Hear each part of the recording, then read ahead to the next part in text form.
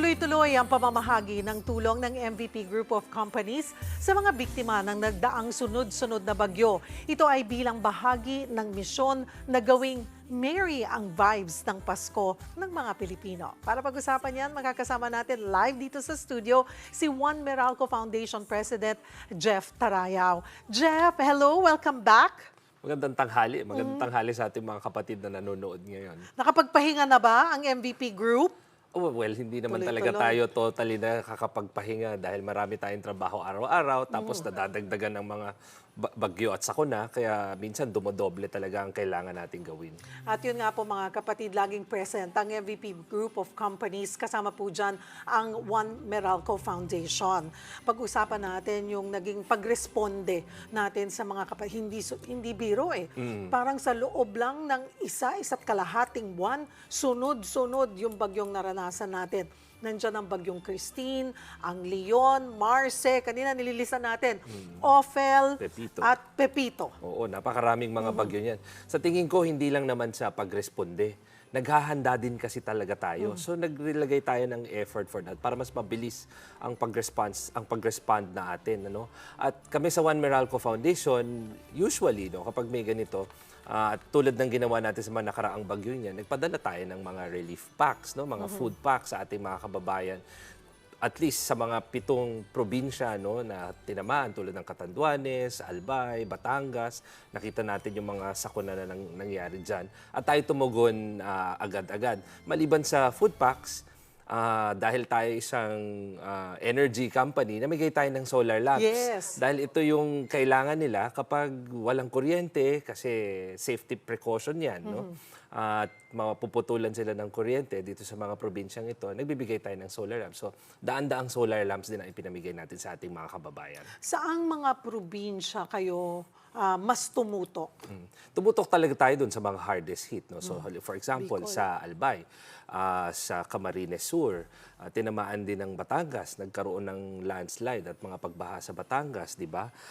Nagpunta rin tayo ng Laguna, ng Rizal at ng Quezon.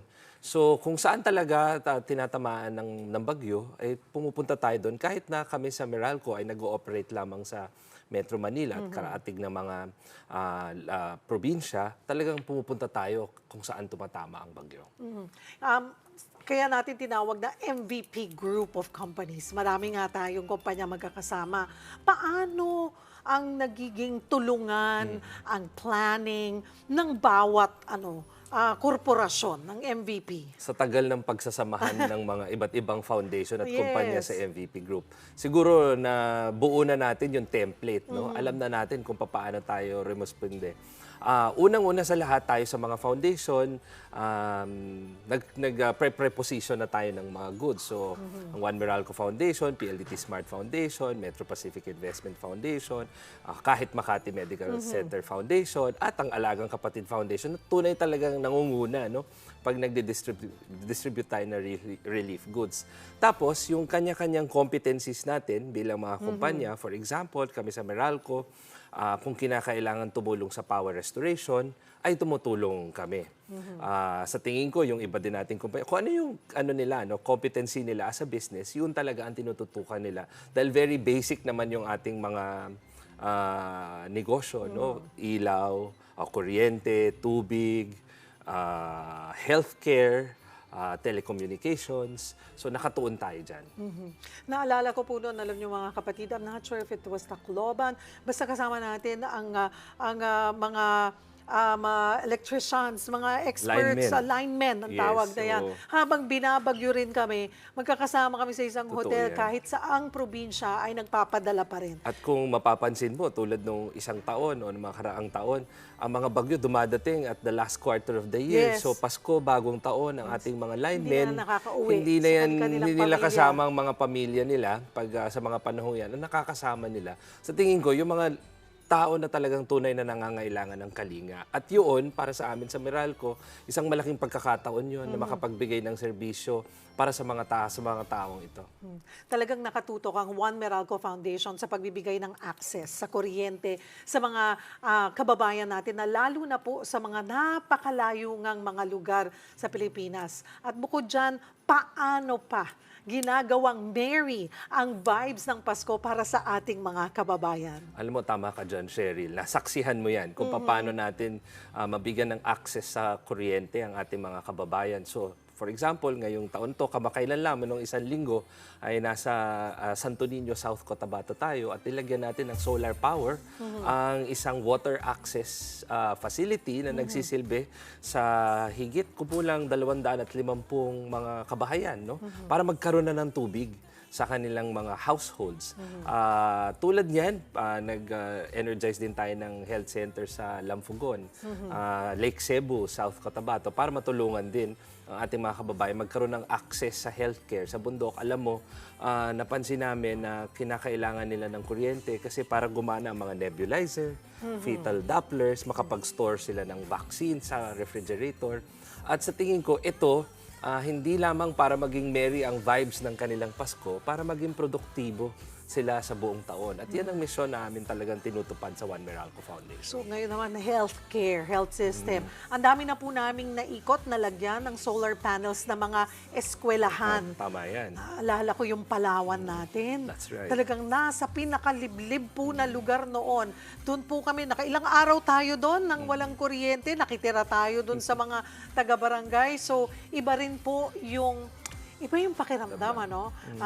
Sir Jeff, din na nakikita natin. Kasi yung kuryente, something very fundamental. Yes, Kapag meron ka na nun, ang dami ng magagawa Magagawa. sa buhay. Mas magiging productive ka na. Kaya hindi lang paaralan, health center, water access, at even agricultural and livelihood facilities ay talagang tinutulungan nating magkaroon ng kuryente. Ang MVP Group of Companies po, mga kapatid, kasama nga po ang One Meralco Foundation. Titingnan nyo, oo, marami pong kumpanya. Pero maliit lamang po kami kumpara sa buong Pilipinas na gustong matulungan ng MVP Group of Companies. Para po sa mga gustong makibahagi ng pagtulong at gawing merry pa, mas merry pa ang vibes ng Pasko ng mas marami nating mga kababayan, partikular na po itong mga nasalanta ng sakuna. Sir Jeff, ikaw na, kung paano po kami, kung kumatok na tayo sa kanilang mga pinto, sa kanilang mga puso. Maraming salamat, Cheryl, sa pagkakataon to. Alam mo, I think the real spirit of the Christmas season, nasa values nating mga Pilipino, yung pagmamalasakit at pagbabayanihan. At yan ang spirit na dinadala ng merry ang vibes ng Pasko. So, sa ating mga kababayan na gustong tumulong, mayroon po tayong fundraising na magaganap, no? At ito ay pangungunahan ng ating Alagang Kapatid Foundation. Makikita sa inyong mga screens kung paano kayo mag-donate. May QR code, pwede kayo mag-bank transfer, gamitan ng inyong mga Maya accounts para makapag-donate. Lalong-lalo na makatulong sa pag-recover ng ating mga kababayang nasalanta ng bagyo. Dahil hindi lamang po ito isang rehiyon eh.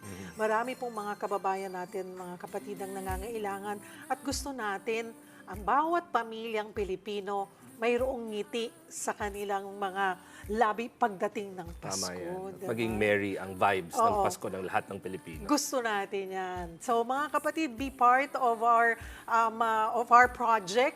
Maging bahagi po kayo, sabi nga ni Sir Jeff, para mas maging merry ang vibes ng Pasko. Maraming salamat, One Meralco Foundation President Jeff Tarayaw. Maraming salamat. Thank you. Thank you.